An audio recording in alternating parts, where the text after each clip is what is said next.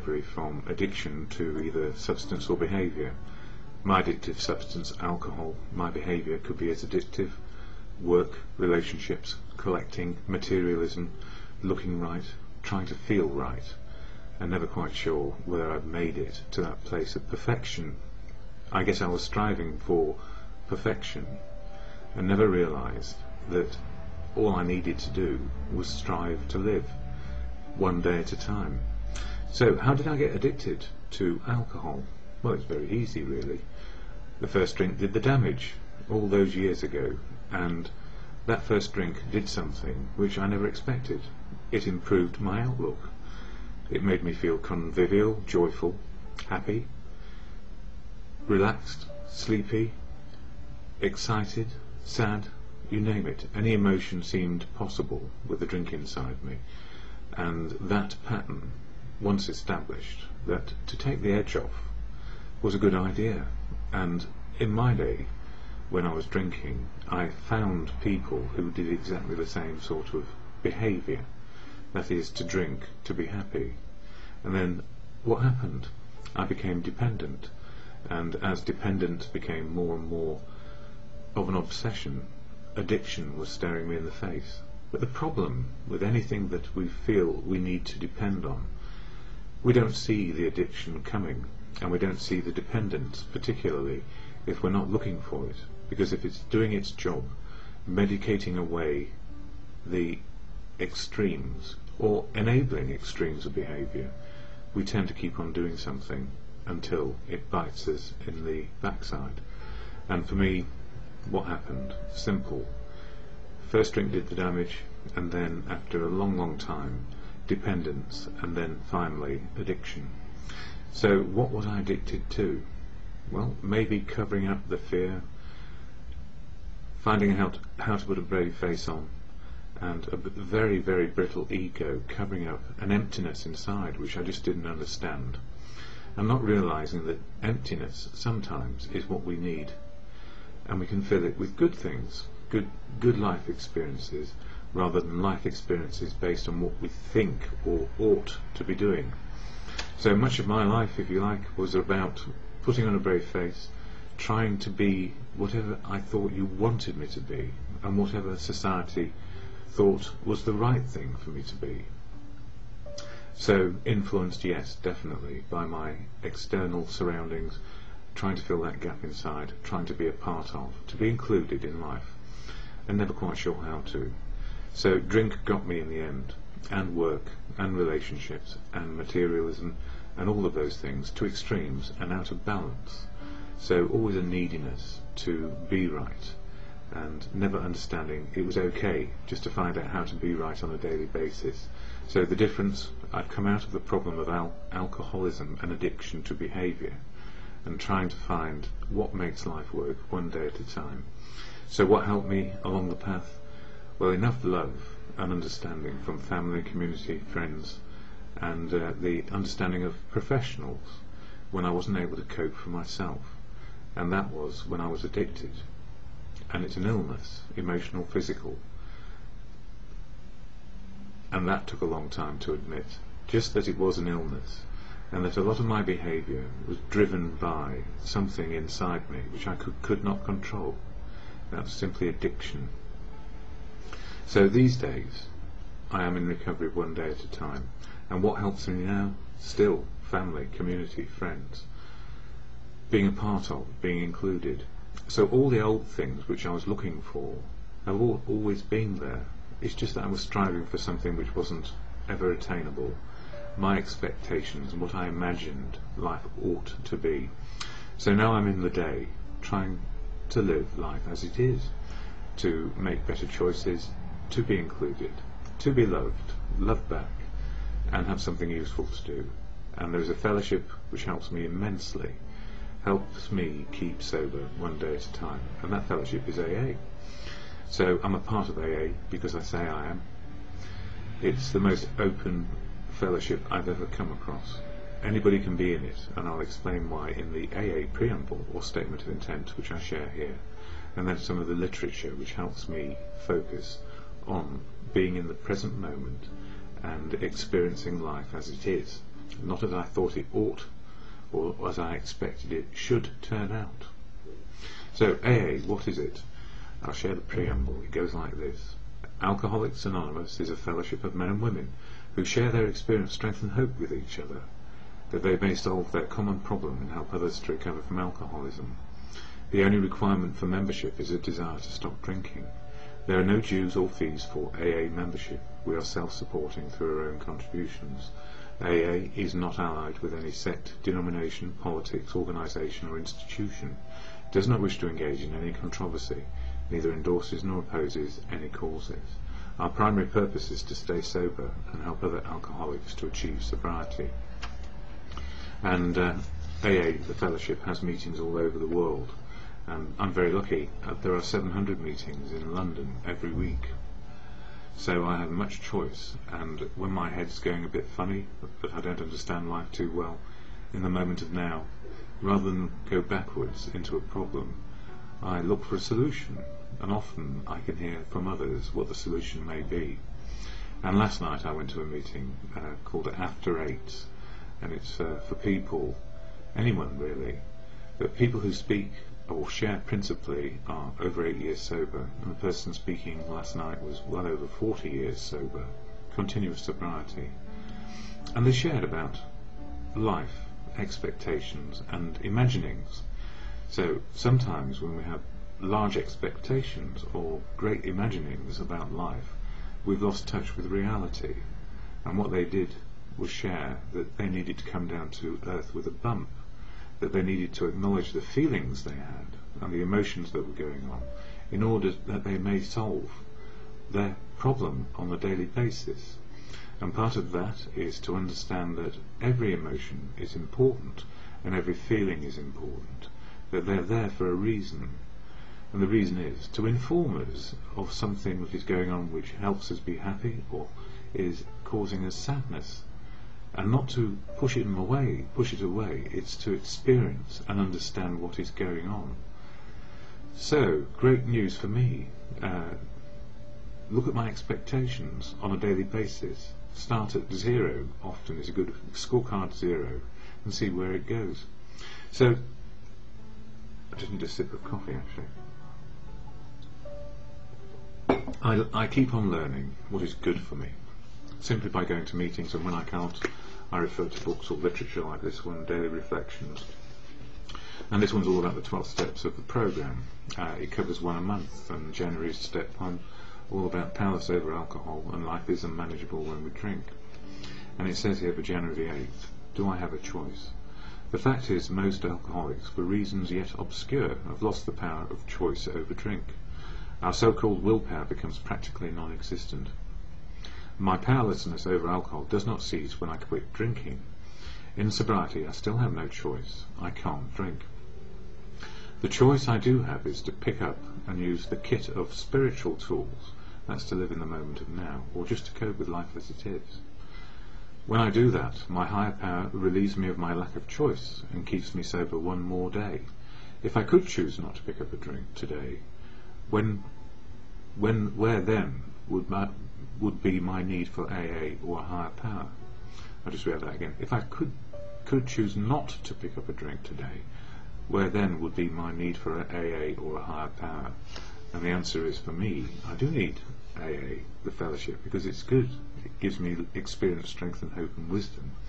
And my higher power is really to truth, the universal truth of everything, which to me is God.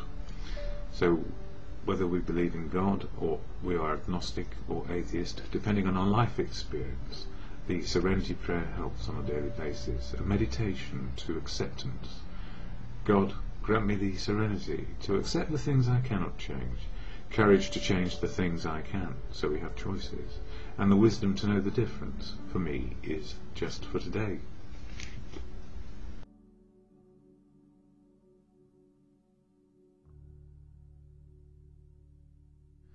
My daily video is all about recovery from either addiction to substance or behaviour. My substance, alcohol, not drugs, although now I know that alcohol is a drug for me. My behaviour, to be perfect, wanting to be a perfectionist.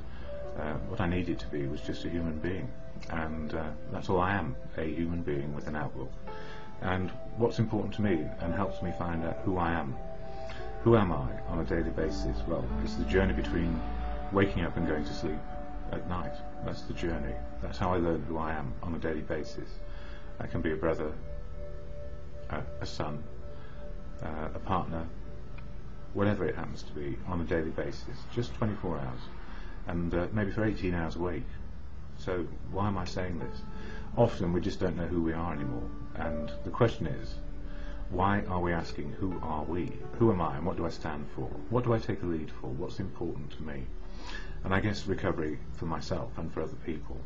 I'm part of the fellowship of Alcoholics Anonymous. I don't speak for it, never can, because it doesn't have any spokespersons. And I look at that as an advantage, because it means that nobody else can really speak for it either, not me, and not anybody else, because it is a fellowship of people who have one primary purpose. And to share what that is, it's on this little card, which is available from AA meetings, for the princely sum of about 30p or thereabouts, if they have enough money to buy them. Now, often meetings don't have enough money to buy them, they only have enough money to pay the rent and make the tea, or if they don't have enough money for tea, they just make the rent. Or they fold and another one starts somewhere else. So, a bit about alcohol, a bit about what is AA, and it's on this preamble shared at every meeting, and it says this: AA is a fellowship of men and women who share their experience, strength and hope with each other, that they may solve their common problem and help others to recover from alcoholism. The only requirement for membership is a desire to stop drinking. There are no dues or fees for AA membership. We are self-supporting through our own contributions. AA is not allied with any sect, denomination, politics, organisation or institution. Does not wish to engage in any controversy, neither endorses nor opposes any causes. Our primary purpose is to stay sober and help other alcoholics to achieve sobriety. And its primary, as it says there, its primary purpose is to help us stay sober and help other alcoholics who are looking for sobriety. So if you're not looking for sobriety, time to switch off, or if you're dealing with somebody who is bewildered by drinking and cannot stop, maybe all you need to do is give them the telephone number of the AA help office, which will give them a chance to find out what the fellowship can do. And I guarantee that that phone should be answered. Should, could, ought. It will be answered by somebody who is in recovery from the addiction or the daily need to drink. So where am I today? Well, life is a bit topsy-turvy, and that's okay. And many questions are being asked of people around me. Who am I today? And the reason why I say it's only for today, because we just don't know who we are from start to finish often. We're on life's journey, and sometimes we're speeding along so fast, and we're absolutely filled with a huge desire to achieve and do the right thing, that we forget that living is in the moment of now, and simply in this moment it's bringing all my faculties, my senses and my being and who I am into this very one moment. So now I'm concentrating on this video. You would know if I wasn't, because I'd be staring elsewhere or in a rush to get it over and done with. And I just stared at my clock just to make sure I'm not going too far off the timing. So what is AA and why do I actually do these videos? That's because I want to share the experience, strength and hope I get on a daily basis to keep sober. And there's so many people out there who are addicted, and the trouble with addiction is we cannot stop. We cannot stop on our own. And many people talk about spiritual awakenings and the spiritual nature of the fellowship of AA. It's like any sort of spiritual. It's based on what is happening right now. So with less denials and less filters, and without a clouded brain full of alcohol, I get to understand what spiritual is. And for me, and just me, and what an archbishop once said, it is the ability to cope with now and face what is going on, either for myself or for other people around, and how I may be helpful. And I also need to know that I can't be helpful to everybody. So, and that's true of the fellowship as well, because some of us don't want to be a fellowship. I never wanted to be. I wasn't a joiner. I was a leader. And I'm glad I'm not actually anymore. And probably the truth is, we are only here for a short period of time on this planet. It's transient, but we are timeless in our heads. And from when we're very young to when we die, we still have very much the same outlook. And hopefully it's an outlook of inquiry and interest in what's going on around us. But as I mentioned yesterday, clinical depression can take away all those good things, set up a rush to try and fix myself, having got myself into a mess, and get my elastoplast out and wonder why I can't stop bleeding from gaping wounds with a fix. So there is no fix to life, we just live it. And in this book, As Bill Sees It, I'm doing these linearly, so this is page 323, Groping Toward God. More than most people, I think, alcoholics want to know who they are, what is life about, whether they have a divine origin or an appointed destiny, and whether there is a system of cosmic juice and love. It is the experience of many of us in the early stages of our drinking to feel that we have had glimpses of the absolute and heightened feeling of identification with the cosmos. Whilst these glimpses and feelings doubtless have validity, they are deformed and finally swept away in the chemical, spiritual and emotional damage wrought by alcohol itself, and it could be any drug. In AA and in many religious approaches, alcoholics find a great deal more of what they merely glimpsed and felt while trying to grope their way toward God in alcohol. And what that tells me is, it's not just alcohol which is the drug. We can actually get high on life. And, the spiritual connection is reality. So whatever, God gave us the opportunity, if there is one, and I'm still open to understand what God is. If we can understand what the reality of now is, we have a far better opportunity to make life work. And the timeless nature of our heads is that we can absorb more information if we slow down to do things thoroughly rather than rush things and try and fix ourselves. And it's so easy to do that. Daily Reflections is the other book I use, but I didn't use either one yesterday simply because I was concerned to share what is clinical depression. And yesterday's reading was At the Turning Point. Half measures availed us nothing. We stood at the turning point. We asked his protection and care with complete abandon. Every day I stand at turning points. My thoughts and actions can propel me toward growth or turn me down the road to old habits and taboos. Sometimes turning points are beginnings, as when I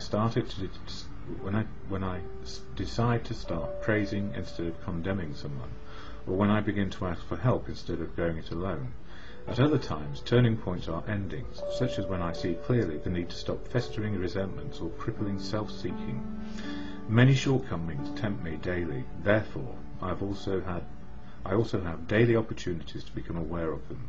In one form or another, many of my character defects appear daily: self-condemnation, anger, running away, being prideful, wanting to get even, or acting out of grandiosity. Attempting half measures to eliminate these defects merely paralyzes my efforts to change. It is only when I ask God for help, with complete abandon, that I become willing and able to change. And for me, the word God is synonymous with good conscience and all those things about the turning point. We can actually become completely paralyzed by needing to do this or that, or fix this or that, and not actually doing the hard work. We have to till the soil inside us, really, turn over the ground and start again. And when we start again in sobriety, we see the painful things we've done in the past. So we need to know and understand how to get rid of our resentments against ourselves and anybody else who was involved. And for me, the biggest of these is really about forgiveness. And forgiveness means that we are human. Every moment we've had up until now, we are learning, and it's telling us something. And the biggest gift I have is trying not to fix anything, but trying to live something. And that something is called my life. So my identity, it changes on a daily basis, incrementally or fundamentally, as I learn a little bit more of life.